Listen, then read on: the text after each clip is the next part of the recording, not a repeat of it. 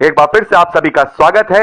हम अध्ययन कर रहे हैं कुरिन्थियों के नाम पौलुस प्रेरित की दूसरी पत्रिका। और अब समय है कि जैसा हमने पिछले संदेश में बात की कि क्या किसी विश्वासी का उद्धार खो सकता है, क्योंकि पौलुस यहां पर 11वें वचन में कह रहे हैं, क्योंकि जब वह घटता जाता था, तेजोमय था, तो जो स्थिर रहेगा वह और भी तेजोमय क्यों ना होगा। तो इस बात से हमें इस बात का अंदेशा मिलता है कि किसी भी मसीही विश्वासी का उद्धार नहीं खोएगा, वो अनंत जीवन को पाएगा। तो क्या उद्धार खोया जा सकता है? तो मेरे प्यारे भाई बहनों, जैसे मैंने आपको बताया, आप उस वीडियो को जरूर देखिए अगर आप इसका संपूर्ण तरीके से इस बात को जानना चाहते हैं, उद्धार क्या है और उद्धार क्या खोया जा सकता है। मैंने 3 4 5 सवालों के वहां जवाब विस्तार से देने की कोशिश की है। यहां पर मैं थोड़ा सा संक्षेप में आपको बताना चाहूंगा। जिसने उद्धार पा लिया, जिसने प्रभु के प्रेम को चख लिया, जिसने प्रभु की मृत्यु और उसके जी उठने को जान लिया, जिसने उस सच्चाई को पहचान लिया, फिर वो अपने जीवन में कभी भी पवित्र आत्मा की निंदा और शोकित करने वाले कार्य नहीं करेगा। हालेलुया। आप अपने आप से पूछ के देखिए, जब आपने मसीह को जान लिया है, पवित्र आत्मा से पी लिया है, पवित्र आत्मा में आपकी छाप लग गई है, तो क्या आप अब किसी का कत्ल करना चाहेंगे? क्या आप किसी को धोखा देना चाहेंगे? क्या आप चोरी करेंगे? क्या आप किसी दूसरे के माल पर डकैती डालेंगे? नहीं, ये आपसे होगा ही नहीं। हाँ, छोटी मोटी गलतियां जरूर मुझे से और आपसे हो सकती हैं, उसके लिए परमेश्वर हमें क्षमा करता है। लेकिन वो गलतियां जो जानबूझ के हम करते जाते हैं, फिर वो गलतियां नहीं रह जाती। मेरे कहने का मतलब ये नहीं कि छोटी मोटी गलतियां करना हमारे लिए अलाउ है, नहीं, हम वो भी नहीं कर सकते, लेकिन हमसे हो जाती हैं अनजाने में, जाने अनजाने। हम कभी कभी छोटा छोटा गुस्सा कर जाते हैं, कभी कभी छोटी छोटी ईर्ष्या कर जाते हैं, कभी कभी छोटा छोटा हम अपने ऊपर घमंड कर जाते हैं, किसी के साथ गलत बिहेवियर कर जाते हैं, किसी के साथ ऊंची आवाज में बात कर देते हैं, किसी का दिल दुखा देते हैं। वो अनजाने में अपने आप को कंट्रोल नहीं कर पाते और कर देते हैं। लेकिन हमें उस बात का पश्चाताप होता है, और परमेश्वर मनों को और हृदयों को जानने वाला है। उस वक्त परमेश्वर हमसे कहता है कि ठीक है, कोई बात नहीं, तुझे अपना पश्चाताप है, तुझे अपनी गलती का एहसास है, और वो अपनी गलती को सुधारता है, उस व्यक्ति से क्षमा मांगता है या उसके प्रति अपने मन की कड़वाहट को हटा देता है। तब परमेश्वर मनों की व्यथा को जानता है, और वो हमेशा की तरह जो कि क्षमावंत परमेश्वर है, वो क्षमावंत करता है। और ये किसके कारण होता है? प्रभु पर विश्वास करने के द्वारा। प्रभु यीशु मसीह के लहू के द्वारा हमारे पापों का छुटकारा होता है। हमारे पापों का छुटकारा तो हुआ जब हमने उससे विश्वास किया, लेकिन हमारी गलतियों का भी छुटकारा हमें उससे मिलता है। लेकिन याद रखिएगा, मेरे कहने का मतलब यह नहीं है कि प्रभु यीशु मसीह पर विश्वास करने के द्वारा हमें गलतियां करने का सर्टिफिकेट मिल गया। जिसने जानबूझ के गलती की, तो इसका मतलब यह है कि वो धोखा दे रहा है। किसको? अपने आप को नहीं, परमेश्वर को धोखा दे रहा है। अगर कोई जानबूझ के गलती कर रहा है कि नहीं, मैं गलती कर रहा हूं, मैं बाद में क्षमा मांग लूंगा, तो इसका मतलब वो तो शातिर है। उसका उद्धार हुआ ही नहीं था, उसने तो मसीह को पहचाना ही नहीं था, उसने तो मसीह को ग्रहण किया ही नहीं था, वो तो नई सृष्टि बना ही नहीं था, उसमें से तो पाप निकला ही नहीं था। तो फिर उसका उद्धार कैसे हुआ था? और उसका उद्धार हुआ ही नहीं था, तो उद्धार खोने का सवाल ही नहीं उठता है। आप मेरी बात को समझिए। यदि सच्चा उद्धार प्राप्त हो गया है, तो फिर कभी उद्धार नहीं खोएगा। और जो लोग ऐसा करते हैं, इसका मतलब यह है कि उनका कभी उद्धार हुआ ही नहीं था, क्योंकि उन्होंने अभी तक अपने मनों को इस तरीके से शुद्ध नहीं किया था। आप सोचिए, अगर हम पवित्र आत्मा के अधीन हैं, तो क्या हम इतने गलत गलत कार्य कर सकते हैं जो पवित्र आत्मा के विरोध में हो? व्यभिचार कर सकते हैं, चोरी कर सकते हैं, डकैती डाल सकते हैं, किसी का मर्डर कर सकते हैं? क्या हम किसी पर के दूसरे माल को हड़प कर सकते हैं? किसी के साथ धोखेबाजी कर सकते हैं? नहीं। अगर हम मसीह में हैं, तो हम कभी भी कदापि भी ऐसा नहीं करेंगे। और अगर हम ऐसा कर सकते हैं, तो फिर हम मसीह के हैं ही नहीं। हालेलुया। हमने अभी तक उद्धार पाया ही नहीं है, वो मसीह की कैटेगरी में था ही नहीं, उसने कभी भी मसीहत को जाना ही नहीं था। और जिसने मसीहत को जान लिया है, तो फिर उसके अंदर ऐसी बातें उसके मन में नहीं आएंगी। हाँ, छोटी मोटी गलतियां जरूर हो सकती हैं। हम निष्पाप जीवन नहीं जी सकते, क्योंकि हम सभी गलतियों का पुतला हैं। लेकिन गलतियां और पाप में बहुत फर्क है। मैं आपको एक वचन बताना चाहता हूं, पहला यूहन्ना और उसका 5वां अध्याय और उसके 16वें और 17वें वचन को यहां पर मैं पढ़ना चाहता हूं। यूहन्ना यह लिखते हैं, यदि कोई अपने भाई को ऐसा पाप करते देखे जिसका फल मृत्यु ना हो, तो विनती करे, और परमेश्वर उसको उनके लिए जिन्होंने ऐसा पाप किया, जिसका फल मृत्यु ना हो, जीवन देगा, यानी कि क्षमा कर देगा। पाप ऐसा भी होता है जिसका फल मृत्यु है। इसके विषय में मैं विनती करने के लिए नहीं कहता। सब प्रकार का अधर्म तो पाप है, परंतु ऐसा पाप भी है जिसका फल मृत्यु नहीं है। हालेलुया। तो इस बात को समझिए, यहां पर यूहन्ना क्या लिख रहे हैं? यूहन्ना यही लिख रहे हैं कि जो पवित्र आत्मा की निंदा करता है, पवित्र आत्मा के विरोध में जो कार्य करता है, पवित्र आत्मा को जो शोकित करता है, उसका फल मृत्यु है और उस व्यक्ति ने कभी भी उद्धार प्राप्त नहीं किया। लेकिन पौलुस यहां पर कह रहे हैं, यदि कोई अपने भाई को ऐसा पाप करते देखे जिसका फल मृत्यु ना हो, तो विनती करे परमेश्वर से, उसके लिए क्षमा की विनती करे, वो स्वयं परमेश्वर से उस क्षमा की विनती करे, तो परमेश्वर भी उसे जीवन देगा और उसे क्षमा कर देगा। लेकिन जानबूझकर की गई गलती भी पाप की श्रेणी में ही आती है, इस बात का आप ध्यान रखिएगा। तो जो मसीही विश्वासी है, जिसने अपने आप को नई सृष्टि बना लिया, मसीही विश्वासी जिसने अपने स्वभाव को प्रभु यीशु मसीह के स्वभाव की परछाई में ढाल दिया, हम बिल्कुल डिट्टो तो प्रभु यीशु मसीह के चरित्र या उसके स्वभाव में या उसके चाल चलन में अपने आप को ढाल नहीं सकते हैं, क्योंकि वो सर्वसिद्ध है। लेकिन फिर भी अगर उसकी परछाई हमारे अंदर पाई जा रही है, तो इसका मतलब यह है कि हमने अपने आप को पवित्र आत्मा के अधीन कर दिया है, हमारे अंदर पवित्र आत्मा का फल पाया जा रहा है और हम परमेश्वर के ग्रहण योग्य बने रहे हैं। तो मैं समझता हूं कि जो भी बात मैंने आपको समझाई, आपको समझ में आई होगी कि हमारा उद्धार इसलिए कभी नहीं खो सकता, हमारा तेज कभी इसलिए कम नहीं हो सकता, क्योंकि यदि हमने सच्चे मन से प्रभु यीशु मसीह को ग्रहण किया है, तो अब हम शरीर के अधीन नहीं रहे, आत्मा के अधीन हो गए। और इस बात को हम गलातियों की पत्री में जब आएंगे, बहुत ही अच्छी तरह से 5वें अध्याय में पढ़ेंगे, कैसे शरीर आत्मा के विरोध में और आत्मा शरीर के विरोध में कार्य करता है। दोनों की लालसाएं, दोनों की इच्छाएं अलग है। ये शरीर इस धरती के तत्वों से बना है, तो इस धरती के तत्वों की लालसा करता है, लेकिन आत्मा परमेश्वर का स्वरूप है, इसलिए आत्मा परमेश्वर की लालसा करता है। तो मेरे प्यारे भाई बहनों, कोई भी मसीही विश्वासी अपना उद्धार कभी नहीं खो सकता, और जिसने गलत कार्य किया है, जिसने परमेश्वर के विरोध में पाप किया है, पाप गलती नहीं पाप किया है, वो फिर परमेश्वर उसका न्याय करेगा कि उसका सही मायने में उस वक्त उद्धार हुआ था या नहीं हुआ था। तो चलते हैं अपने वापस दूसरा कुरिन्थियन 3 अध्याय। तो हम बात कर रहे थे 11वें वचन में कि पौलुस यहां लिखते हैं, क्योंकि जब वह घटता जाता था, तेजोमय था, तो वह जो स्थिर रहेगा और भी तेजोमय क्यों ना होगा। तो वो अपने नई वाचा के जो सेवक हैं, नई वाचा के जो जिनके साथ नई वाचा यानी प्रभु यीशु मसीह की लहू की वाचा जिनके साथ बांधी गई है, जो विश्वास की और अनुग्रह की वाचा है, पौलुस कहते हैं उनका जो विश्वास है वो स्थिर रहेगा और वो और ज्यादा तेजोमय क्यों ना होंगे।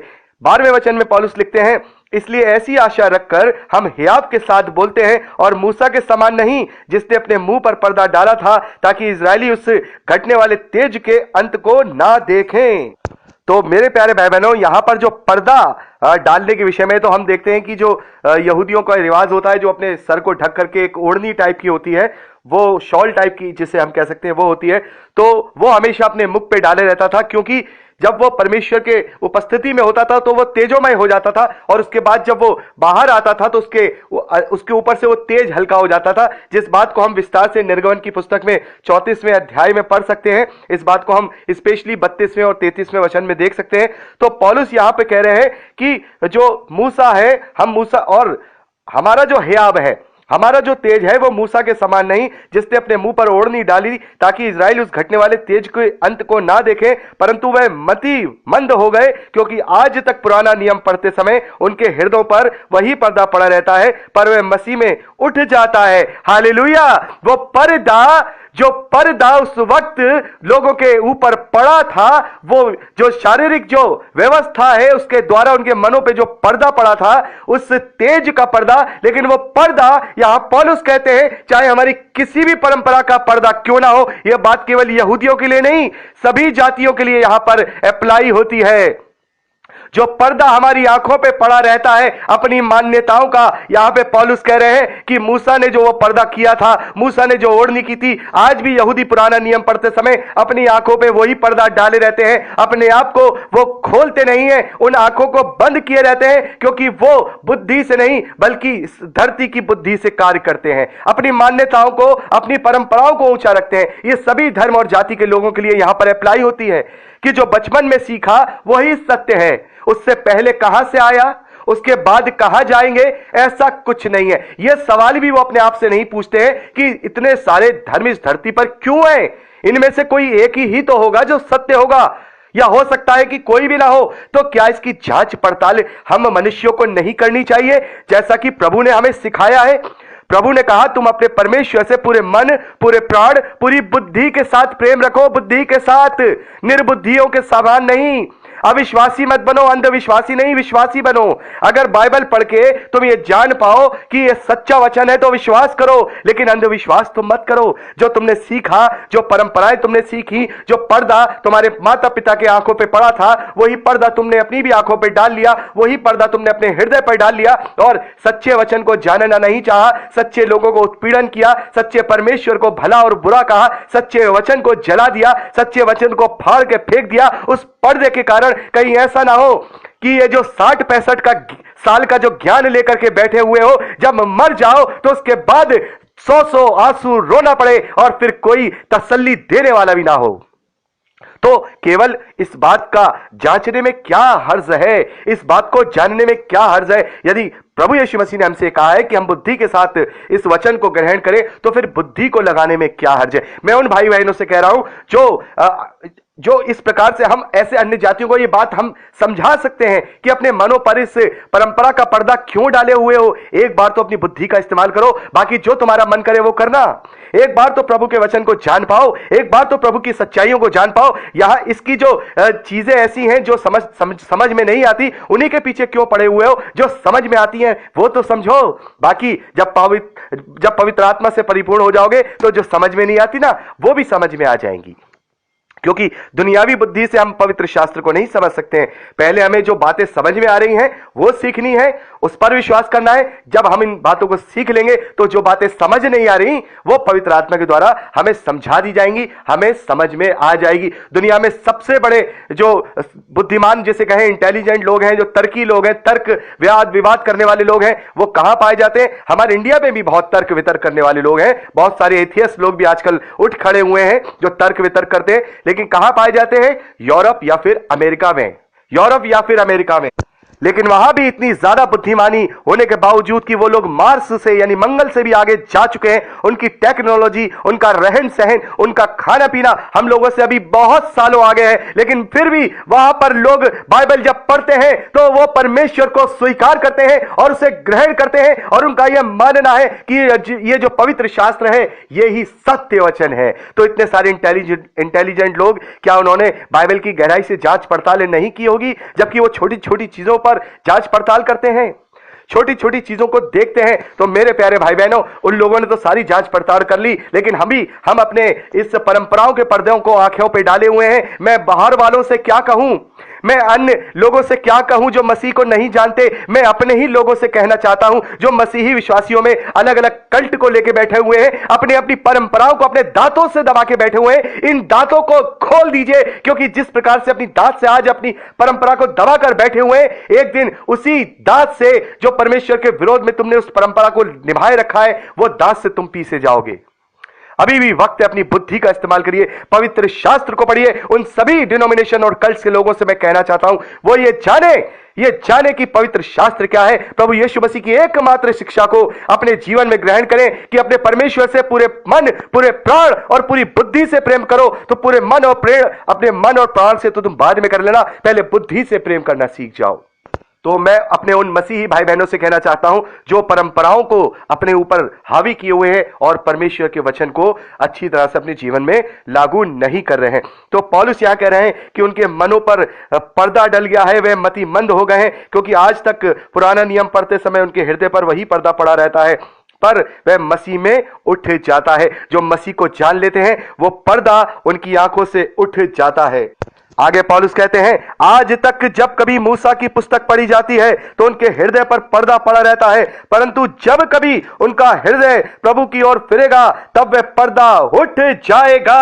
हालेलुया। पौलुस यहां पर कह रहे हैं कि आज जब वो पुराना नियम पढ़ते हैं, मूसा की पुस्तकों को पढ़ते हैं, तो वो अपने पर्दे को डाले रहते हैं, लेकिन पौलुस कहते हैं जब कभी उनका हृदय प्रभु की ओर फिरेगा तब वह पर्दा उठ जाएगा। प्रभु तो आत्मा है और जहां कहीं प्रभु का आत्मा है वहां स्वतंत्रता है। हालेलुया। जहां पर प्रभु का वचन है वहां पर स्वतंत्रता है। तो मेरे प्यारे भाई बहनों, अगर आज भी हमारे आंखों पर अपनी परंपराओं का जो चश्मा है वो चढ़ा हुआ है, या फिर और दूसरे भाई बहन जो अलग अलग मान्यताओं को लेकर के चलते हैं, यदि उनके मनों पर वो पर्दा पड़ा हुआ है, तो एक दिन यदि उनका जब मन फिरेगा, वो सही मायने में अपनी बुद्धि का इस्तेमाल करेंगे, तो पौलुस कह रहे हैं कि उनकी आंखों से पर्दा उठ जाएगा। हालेलुया। जो मसीही विश्वासी होता है, जो प्रभु को ग्रहण कर लेता है, जो प्रभु को अपना उद्धारकर्ता करके मानता है, उसके मन से, उसकी आंखों से सारे पर्दे उठ जाते हैं, क्योंकि प्रभु यीशु मसीह हमारे लिए स्वतंत्रता है। प्रभु यीशु मसीह कहते हैं तुम सत्य को जानोगे